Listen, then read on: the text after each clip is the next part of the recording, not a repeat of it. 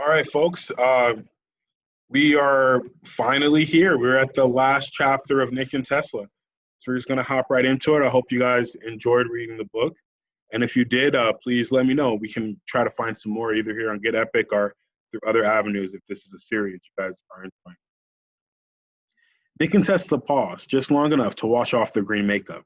Not only did they not need it anymore, but also it was starting to itch. Then they hurried off to see if Silas was waiting for them at the rendezvous, a dark alley that was growing ever darker as the sun sank lower in the sky. Silas was there, and it was obvious that he successfully completed his mission too.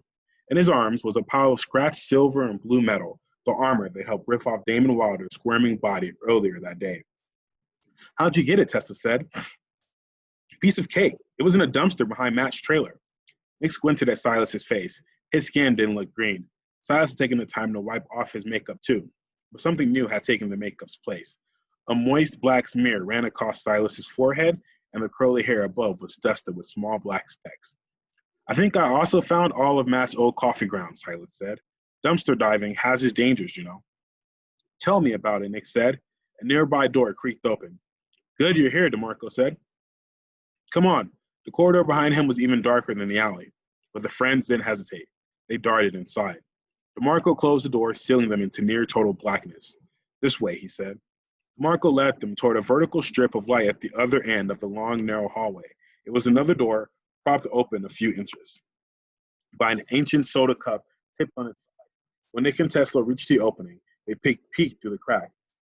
They were inside the veranda theater. On the other side of the door were rows and rows of dingy upholstered chairs, and behind them, a tall black wall pierced with a single window in the center. Through the window, the kids could see a bearded projectionist, fiddling with bulky machinery, getting ready to show that day's Metalman footage. All told, fewer than 20 people were in the audience. Anzoli and Cash were sitting together in the front row. Bob Ortman was seated one row behind them. About a half dozen other people were sprinkled throughout the seats.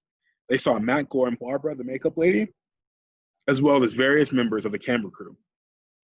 Several PAs were standing in the side aisles, leaning against the walls and holding notebooks, tablet computers, and trays filled with even more lattes. And walking in and making their way down one of the aisles were Damon Wilder and Jack Wiltrot. "How are we going to make them listen to us?" DeMarco said. "We'll just have to pretend like we're in a movie," said Silas. "We need to be loud, hyper, and dumb." Wilder was holding a chunk of a bagel in one hand as he walked toward the front of the theater. He stuffed it into his mouth. "Well, I'm here," he announced as he chewed. "Bob, is there something you want to tell me?"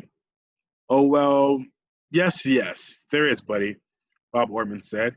He stole an apprehensive glance at Aunt Zoe and Cassius in the row ahead of him, and then started to rise from his seat. "There's something I need to announce to everyone. We're going to have some personnel changes." "This is it," DeMarco said. "He's going to fire Aunt Zoe." "And Cash," said Silas. "Not fire yet," said Nick. "Let's go, Tez."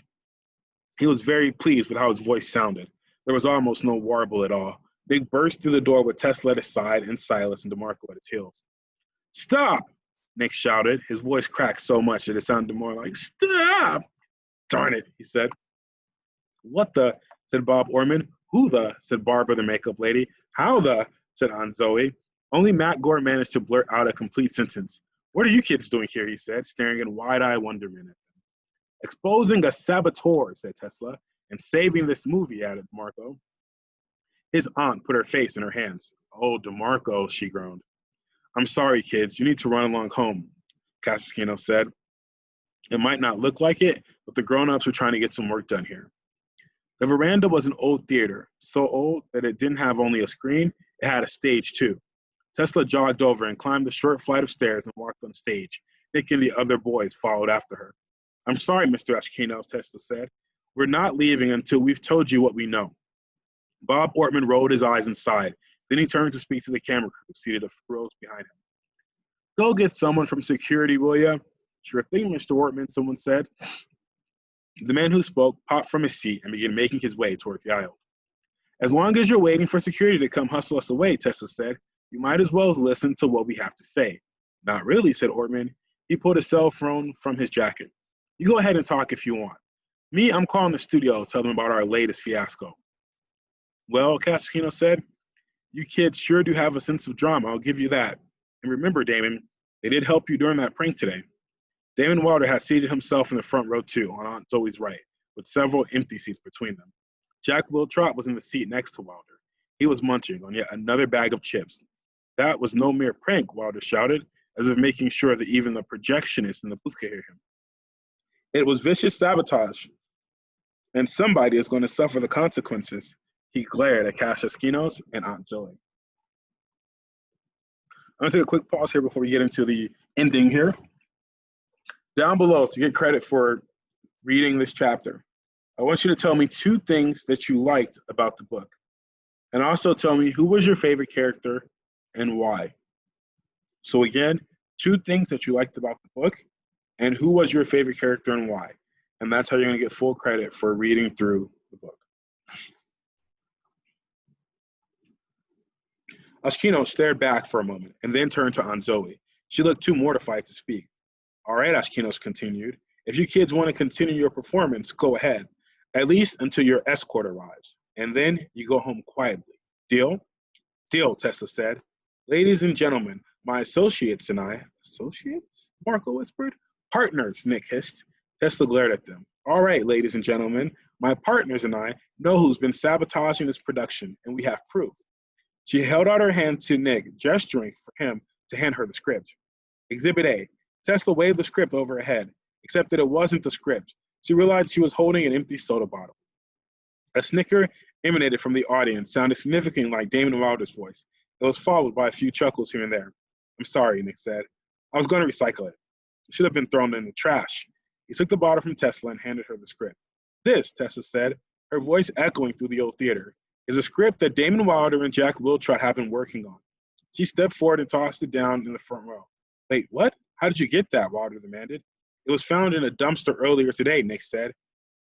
His voice, not quite as loud as Tesla's, but loud enough. I wanted in on the act, he whispered to his sister. You went through my trash? Wilder sputtered. Yeah, Wiltrot said. You went through? He paused for a moment. Wait a minute. Damon, you threw out our script? Look, Jack, it was just a 3rd draft, and we agreed that substantial rewrites were needed, remember? Points for emoting, kids, as Kino said, but your plotting needs work. We all know that Damon and Jack have been working on their own dialogue for Metal Man. Their own terrible dialogue, you mean, said Silas. Ashkinos winced and stole a quick peek at a livid Wilder. I didn't say that. My point was that it didn't prove anything, he said. Aunt Zoe handed him the script. This isn't a rewrite of the stupefying Mummy Man, Cash, she said. He looked down at the rim of paper in his hands. Reflections of Remembrance, he read aloud. A play in 3 acts by Jack Wiltrot. Ashkinos looked up again at the kids on the stage in front of him. I'm very confused. Me too, said Orman. By this time, he had lowered his phone and leaned forward to look over Ashkinos' shoulder at the script. Then he turned to his star and said, Damon, you told me that you wanted Jack on set to punch up your dialogue. The studio is picking up the tab for that, not for you two to play Shakespeare. Oh, now, really? That's a bit insulting, Bob. Sure it is, he snapped. It's insulting to Shakespeare. Now, Bob, Jack said, after swallowing a mouthful of chips, I assure you, I've been keeping my work on our place separate from my time on the Metal Man script. I can account for all of my billable hours. Excuse me, gentlemen, Aunt Zoe interrupted. She had taken the script from Cash and had been reading through it the whole time. She now rolled it up and pointed at Wilder like a weapon. Damon, Jack, when were you going to produce this play you're writing? The 2 men looked at her quizzically, as if they didn't understand the question. Aunt Zoe looked directly at Tesla, and then she looked back at Damon Wilder and Jack Wiltrot. She knows, Tesla whispered to her friends. She figured it out. My aunt is no dummy, DeMarco said proudly. Hey, Silas whispered. That reminds me. When are we going to get Michael back? We need that costume to finish Bald Eagle. Silas, Tesla hissed. I'm also wondering, Aunt Zoe continued, where were you going to get the money to do it? With those words, a hush fell over the theater. The mumblings and chucklings and whisperings that had been heard in the background ceased as each person leaned forward to see what would happen next. Wilder barked out an incredulous laugh. He answered in his loudest stage voice yet. Where will we get the money? I'm Damon Wilder. I'm about to start in the biggest blockbuster of next year. After it comes out, I have theatrical producers fighting for the chance to finance any play I choose to do. DeMarco moved forward to stand beside Tesla. You've seen the performance he's turning in, Mr. Orman, DeMarco said. Do you really think big-time Broadway producers are going to line up to pay him to be in a play? Well, Orman said, You wouldn't know about this, Bob, Ashkino said, but Zoe tells me that earlier this summer, her nephew and his friends outsmarted two crooks who had kidnapped the little girl, and they got her home safe. Maybe they're onto something here. Orman's eyes narrowed in concentration. That would make a great feature, he said. Now it was DeMarco's turn to look shook. You know about that? He said to his aunt. Your mother has told me the story over and over, Aunt Zoe said. Don't tell her I said so, but she's proud of you. Meanwhile, Damon Wilder's face had turned bright red. The script doesn't prove anything, he said. Now why don't we send these kids home and we'll get back to work? He swiveled this way and that to face Matt Gore and Barbara and the other crew members scattered around the theater. Am I right, people? But no one told him he was right. Just one more thing, Tessa said. She motioned for Silas to step forward and hold up the dented metal he had carried in. This is part of the costume that Mr. Wilder was wearing this afternoon, Nick said. Right, Mr. Gore? Matt stood up and leaned in for a better look. Yeah, that's it. All right, I had to throw it out because it got damaged during the itch and moan incident. A groan rose throughout the theater. Matt shrugged. Well, that's what they've been calling it on the internet. If you look closely, Tessa said, some of the powder is still inside. No, don't go near it, Wilder said. DeMarco took a piece of the costume, the left shoulder plate, and walked it to the front of the stage. He held the piece with its curved surface facing up like a bowl of soup. It doesn't make you itch, he said. I already tested it. But come and get a closer look. He knelt at the edge of the stage. Anzo and Cash walked over and took the piece from DeMarco's hands. They held it up and peered at it closely. Looks like some sort of crumbs, Cash said. What's that smell? Anzo said, sniffing cautiously at first and then taking a good long whiff. Smells like corn chips, Cash Ashkino shouted. Correct, Tessa said. Corn chips. Isn't that right, Mr. Wiltrot? A murmur rippled through the old theater. All eyes turned toward Jack Wiltrot, who had jumped up from his seat. He opened his mouth to speak, but found that he could not.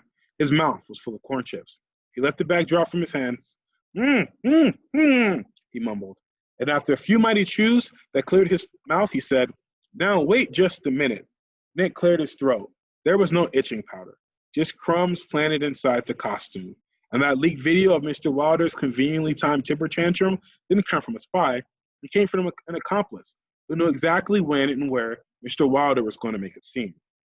Just in case anyone couldn't tell who was being accused, Nick threw a significant look in the direction of Jack Wiltrot, erasing any doubt. This is insane, Wiltrot protested. Oh, come on, Wilder cried. Why would I put Fritos in my costume? Why would I want to humiliate myself on the internet? Why would you start behaving like a loon, Orman asked? Why would you suddenly lose all of your skills as an actor? Why would you antagonize two of the smartest, most talented, most professional people I've ever worked with? 3 words to answer all those questions, Aunt Zoe said. She turned down toward the stage. Tessa? Pay or play, Tessa said. Zoe started nodding, and then Cassius Kino started nodding. Then Bob Ortman and Matt Gore and Barbara, the makeup lady, started nodding. The camera crew, the PAs, everyone in the theater. Everyone working on the stupefying metal man, they all knew those 3 words and why they explained everything. You get paid even if you're fired, Tessa said. And if you're fired and you're paid the millions you'll be owed, then you don't have the time and the money to go off and do your own play. So you acted like a jerk and leaked your horrible performance and wrote yourself awful dialogue and pretended that you wanted Aunt Zoe and Mr. Ashkino's fired, Nick said, all because what you really wanted was for the studio to fire you. A startled silence fell over the crowd. Have you all lost your minds? Wiltrot said incredulously. You're actually listening to this drivel? Where is security? I mean, this is right, Damon. This is nuts, right? Damon, right? When Wiltrot realized that his colleagues wasn't going to back him up, his face turned pale. Oh no, he said. Damon, don't do it, man. But it was too late. Wiltrot knew what was coming. He knew that Wilder was an actor through and through, which meant that he couldn't pass up the chance to perform a time-honored role, that of the criminal caught in the act, one who must make a dramatic, scene-chewing, over-the-top confession. Yes, all right. I admit it, Wilder proclaimed. I never wanted to do this stupid movie. Do you know why I got the part? Because I look like the guy in the comic book. That's it. That's all it took. If my agent weren't so good, I would have gotten chump change that I could walk away from. What, $5 million? Pay or play? How could I say no? But the second I put on that dumb costume, I knew I couldn't go through with it. I almost went to Juilliard. I played Laertes at the Hudson Valley Shakespeare Festival. The New York Times named me off Broadway's second most promising male talent under 30, 2 years in a row. I starred in 3 films shot entirely in black and white, and I made the cover of Indie Cred magazine twice. And what happens to me? A guest spot doing flying broomstick gags on The Witches of Greenwich Village, followed by the chance to play the world's lamest superhero? I mean, give me a break. Metal Man, we all know he's just an Iron Man ripoff with a little Silver Surfer thrown in. All right, Damon, that's enough, Cash Esquino said, but Wilder wasn't done. And the script really is terrible, he said. No matter how good I might have been in this movie, it would have ruined me for the serious stage. So the only thing to do was to not be in it, but still get the money. I needed to make my dream come true. Damon, Esquino said, his voice sharper now. Enough. You really should stop talking, Wiltrot said. Gently, he threw a look at the audience, watching intently from their seats. Witnesses, man, and later, lawyers. Wilder crossed his arms. Damon Wilder has said his piece. What's going on? Someone called out from the back of the room. I heard there was trouble. It was Delasia, the security guard. No trouble. Everything's under control now, Orman called back. Still, just to be safe, why don't you escort Mr. Wilder and Mr. Wiltrot from the set? Looking confused, resolute, Delasia came down the aisle toward the man that left with her without resisting. Ortman trailed after them. I gotta call the studio, he said, pulling out his cell phone and frantically hitting the numbers. Lucky for us, it took so long for security to get here, DeMarco said. Maybe not lucky, Tessa said, turning her head toward the back of the theater. There's the guy who went to get the security guard. It was their friend, the Teamster. He was grinning, and then he raised his hand and gave the kids 2 thumbs up. As Wilder and Wiltrot were escorted out, a pair of hands slapped together, then another, and then another. The rhythm of the clapping was slow at first, but it grew faster and louder as it spread throughout the theater. Anzobi and Cash Esquinos and Matt Gore and the others weren't applauding the exit of their soon-to-be former star, though. They were applauding the 4 young people who had just put on the greatest performance any of them had ever seen. Uncle Newt and his kindest sort of girlfriend, Hiroko, were in the dining room where Nick and Tesla finally got home. Hiroko was seated at the dining table. Uncle Newt was hanging over it. Apparently, Uncle Newt had decided, as he did from time to time, to eat astronaut style. This is suspended from the ceiling via a harness and straps. Hey, kids, how was your day? Fine, grunted Tesla. Okay, grunted Nick. Did you get to visit that movie set like you hoped? Asked Hiroko. Yeah, grunted Tesla. Grunted Nick. And how was it? Said Uncle Newt. Fine, grunted Tesla. Okay, grunted Nick. They usually weren't so impolite, but it really had been a long day. Well, we have dinner in about an hour, so as soon as I finish my snack and do some tests down in the lab, you can tell us about it over some yummy bread and water, Uncle Newt said. And macaroni and asparagus, Hiroko added. Oh yeah, Uncle Newt added. And some stuff Hiroko brought over. Sounds good. Yeah, grunted Tesla. Grunted Nick. Then they trudged up the stairs, separating when they reached the top. Tesla headed to the bathroom, Nick to the bedroom. Tesla knew exactly what her brother was going to do. The stoplight program must have turned itself off by now, which meant Nick could finally turn on the laptop and get back to his cyber sleuthing. Tesla reached for the soap. Tess, come here quick, Nick called out frantically. Tessa spun on her heel, and ran down the hall. She skidded to a stop in the doorway of the bedroom she shared with her brother. There was Nick sitting on the floor, hunched over the laptop, just as she had expected. What she hadn't expected, what she couldn't have anticipated, was the message she saw flashing on the screen. Open this file if you want to save your parents. Open this file if you want to save your parents. Open this file if you want to save your parents. Nick reached for the keyboard. Wait, said Tesla. We don't know who sent that or what it is. It could be spam, or it could have a virus, or it could be some kind of trick. Why would a spammer send that message? And if we don't read it, we'll never know if it's a trick or not. Okay, but let's at least get Uncle Newt to look at it. He must have some scanning software that can check it out. Tez, I'm the cautious one, remember? And I say we open it. Nick reached for the keyboard as Tesla lunged to pull the laptop away. His finger poked at the enter key, and then there was a muffled boom, and the whole house seemed to lift about a half inch before slamming down again, and the lights flickered, and then everything went black, including the laptop screen. From somewhere downstairs, Uncle Newt's voice rang out. I'm all right, he shouted, followed by, It's a surprise. Okay, that's it. That's the end. And hope you guys enjoyed this book. I enjoyed reading it. I think it's been a pretty fascinating ride.